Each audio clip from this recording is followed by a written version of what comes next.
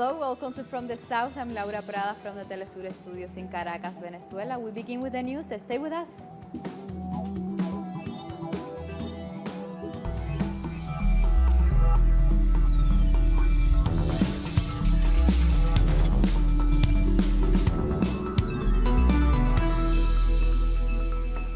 We begin talking about Venezuela because its foreign minister, Jorge Arreaza, diminished the statement made by Elliot Abrams before U.S. Congress saying that the U.S. administration is not negotiating with Venezuela's government.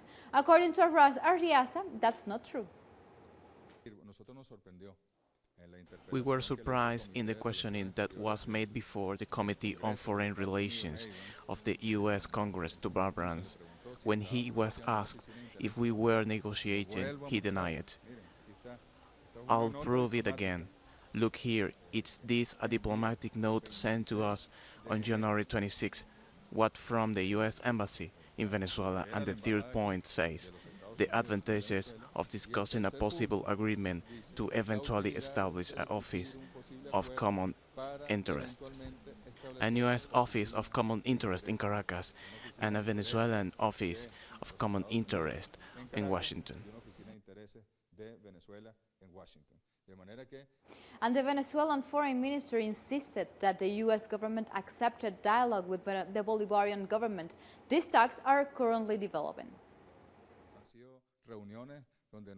We have listened to each other in these meetings, both parties.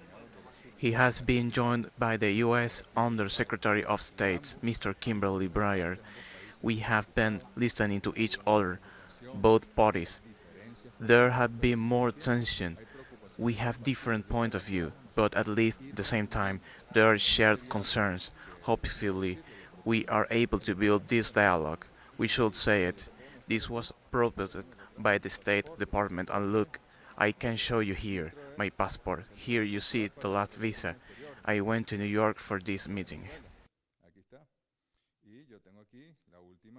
And President Nicolás Maduro has revealed in an interview with Associated Press that his foreign minister has met with the U.S. Special Envoy for Venezuela, Elliot Abrams, as we were listening before.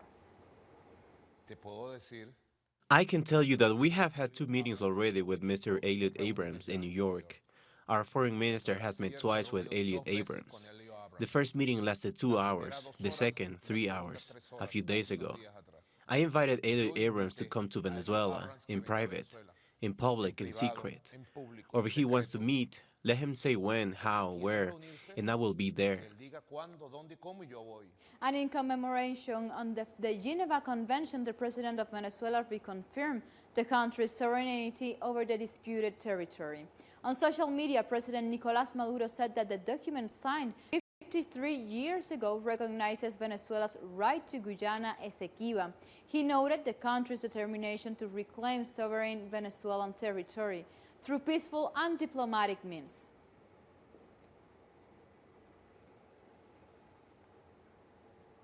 And a group of bikers have ride across Caracas to support President Nicolás Maduro and to reject the coup attempt promoted by the U.S. Our correspondent in Caracas, in Venezuela, Edson Sanchez, was there and has the details for us. We are at the Oliar Square, where more people are joining to this Bolivarian demonstration. This time, it's organized by the Union of Motorbikers. They will lead from this point to head to the Bolivar Square, also in Caracas. They will march across different avenues in the Venezuelan capital to reject the U.S. interference and to support President Nicolás Maduro.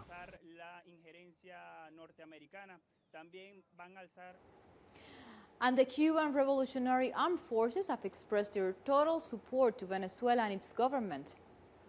At an military event, civilians and soldiers defended the Venezuelan people against the attacks the Bolivarian country is suffering, promoted by the U.S. and its allies. They also said they will stand for peace and stability in the region. I believe that today all Cubans, especially the combatants of the armed forces, reaffirm and denounce the U.S. interference in the domestic issues of Venezuela. That will not be surrendered to this. I believe the U.S. is too arrogant. We, the civil workers, rallied on support to the Bolivarian Republic of Venezuela, saying yes for the constitution, for the homeland that we want to build and what we want in the future. An Argentinian trade union leader, Alejandro Valenzuela, also expressed his support by the youth of his country to the Venezuelan people against interference attempts. My name is Alejandro Valenzuela. I am from Argentina. I am from the workers' movement Excluded for Freedom, and today the reason we are here in Caracas is to support the process and to defeat this struggle. When people really feels injustice, no matter the time or the place, we have to defend the people, and this process resists with unity and organization. Like this, we go to a first break here from the South. Make sure you follow us on social media, on Twitter. You find us as Telesur English, and on my account at Laura Pirlesur. Stay with us.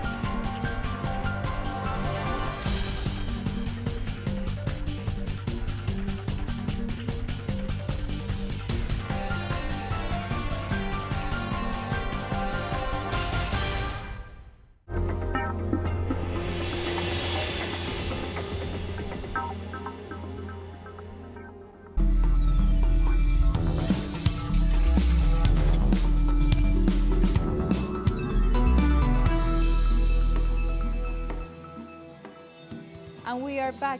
Cubans all over the world have participated in the country's constitutional reform. They have been voting in a referendum on Cuba's new constitution, which was approved in December.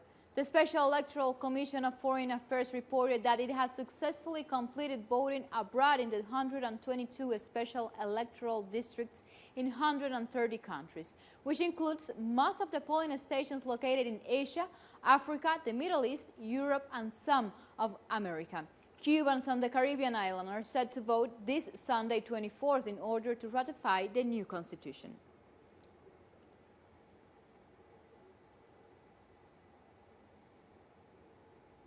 And now, to get an update on this, we have a report from our correspondent in Havana, Alien Fernandez. Cuban citizens living abroad in official missions has voted this Sunday for the constitutional referendum. The process was carried in around 130 countries, and we are not only talking about diplomatic personnel, but also other Cuban state officials and volunteers working abroad. At the same time, here in Cuba, there was a simulation to check the organization and resources available for the upcoming February 24, the day of voting. This, despite some areas are still recovering from the tornado that passed by the island last Sunday 27. Measures has been promoted to guarantee all citizens can use their right to vote. Over 25,000 voting stations will be working. More details about the voting will be revealed this Tuesday. And the death toll for January 27th tornado in Havana have raised to 7, informed this Sunday the Health Ministry of the island. Cuban authorities reported that 41-year-old Milesi Fernandez died due to severe injuries she got after a tree fell on her, and also that 8 out of the 195 wounded remain in hospital. 3 of them are reported as critical.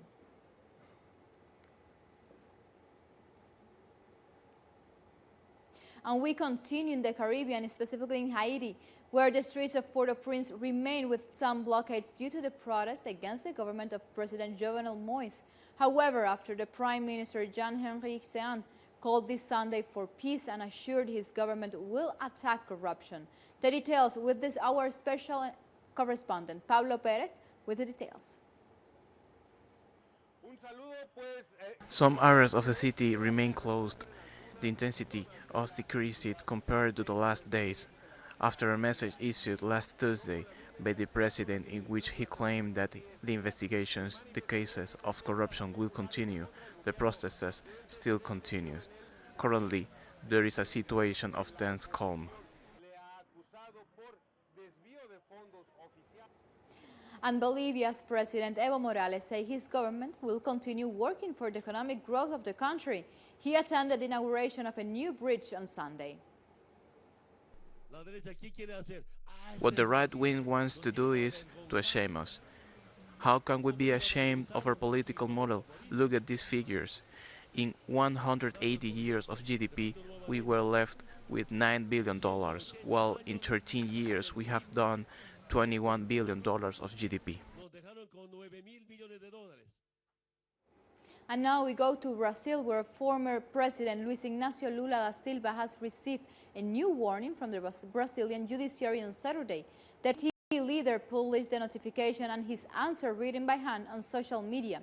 Lula was prevented from participating in the latest general elections. He said he didn't recognize the legitimacy of his sentence, saying, "I'm innocent, so I will appeal." And we continue in Brazil, where President Jair Bolsonaro has frozen funding for housing for social movements. Our correspondent in Sao Paulo, Brian Meir, has more on the following story. 7 million Brazilian families currently live in substandard housing, often in dangerous conditions. For years, the Workers' Party governments provided subsidized financing and technical support for social movements to manage their own housing construction. In one of these projects on the outskirts of São Paulo, Adriana Santos tells of the time President Lula visited the building site and ordered the architects to make an adaptation. Lula laughed and said, "Why aren't there balconies? Since 70% of the owners are women, there have to be balconies so that when the husband comes home drunk, their wives can make them sleep outside. That's Lula for you. He says those kind of things, and it was wonderful." Now the biggest and last social housing project that was authorized in the final days of Dilma Rousseff's term is nearing completion.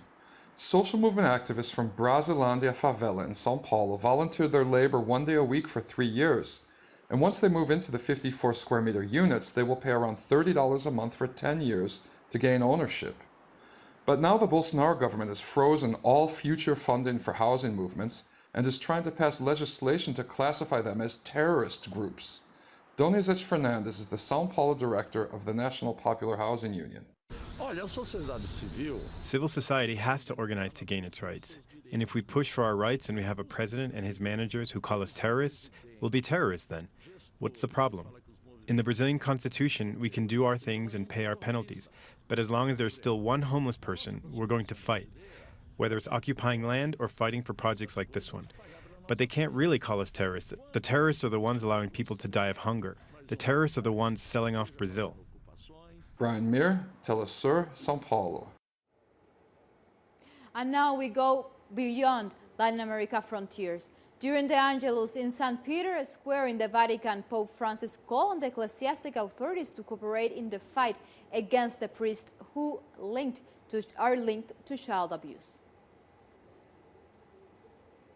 The Pope summoned the presidents of the Episcopal Conference of about 130 countries, the general superiors of congregations and various groups of victims of sexual abuse to a 3-day meeting. The objective of the case is the search for definitive solutions to the cases of child abuse, fight that has the last milestone, the expulsion of the priesthood to the American Cardinal Theodore McCarrick.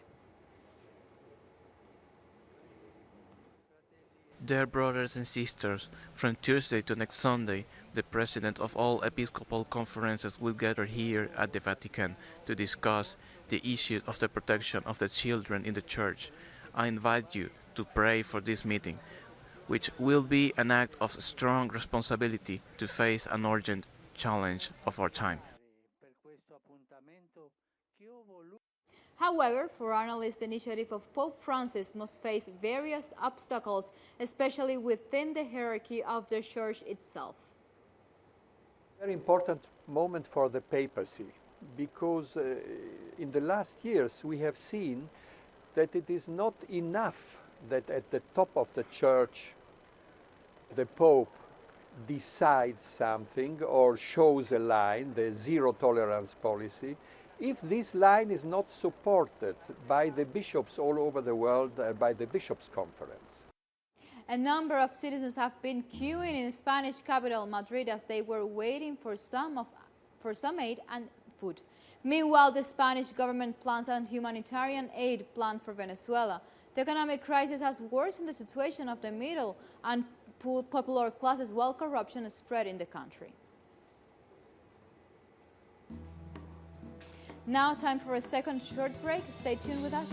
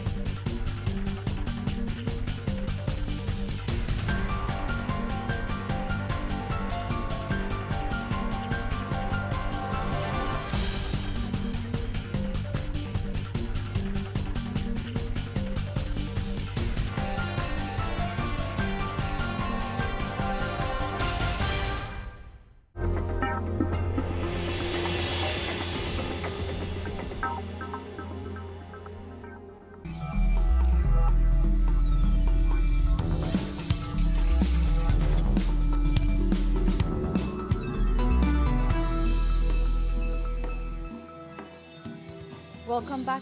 The new head of the United Nations Observer Mission has met with representatives of the Saudi-backed government and Houthi rebels in Yemen.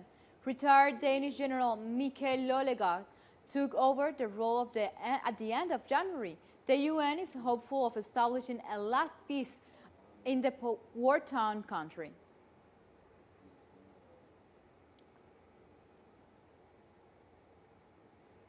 And this Sunday, Damascus denounced a pact between Washington and the terrorist group Daesh to take out tons of gold stolen from Syrian territory.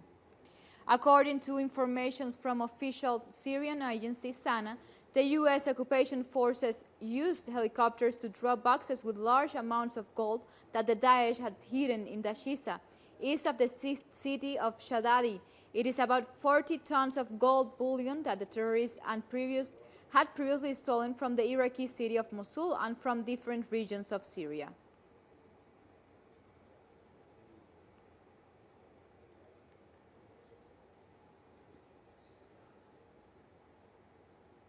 And on Saturday, thousands of people protested against the NATO security conference taking place in Munich, Germany. Demonstrators are protesting for peace and disarmament. They argue wars waged by countries like the United States and its allies have caused major ecological destructions and suffering. Speaking at conference, former U.S. Secretary of State John Kerry condemned President Trump for his approach to Venezuela, as well as his position on climate change. And I'm ashamed that our Vice President of the United States stood up here and at a security conference never even mentioned the word climate change. I wish there was a way to hold this President of the United States. I wish there was a way to hold the President of the United States accountable for the loss of life that is going to take place every day, for the displacement of people, for the trillions of dollars we will have to wind up spending because we're not getting the job done. Now to Nigeria, because hours before elections began, the Electoral Commission has postponed elections due to be held on Saturday, February 16th. In a press briefing, the Independent National Election Commission chairman said presidential and National Assembly elections have been pushed to February 23rd, while Governor Assembly and Council elections will be held on March 9th. The Commission cited a lack of preparations as the reason for the postponement. Following a careful review of the implementation of its logistics and operational plan and the determination to conduct free, fair and credible elections, the Commission came to the conclusion that proceeding with the election as scheduled is no longer feasible. And protesters have marched in Malawi voicing their concern after a 14-year-old albino boy was kidnapped. Some people in Malawi believe that albino body parts can bring good luck and wealth if used in so-called magic potions. 26 Malawian albinos have been killed and over 100 injured since 2013. Malawian president has condemned attacks on people with albinism. I am worried about my daughter Faye, who also has albinism. I don't know how I'm going to protect her. I'm really worried.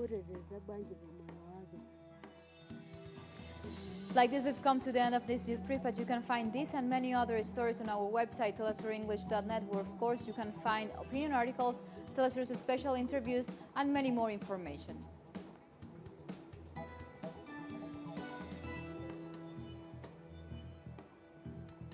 Continue with Telesur, connecting the Global South. Until next time, thank you for watching.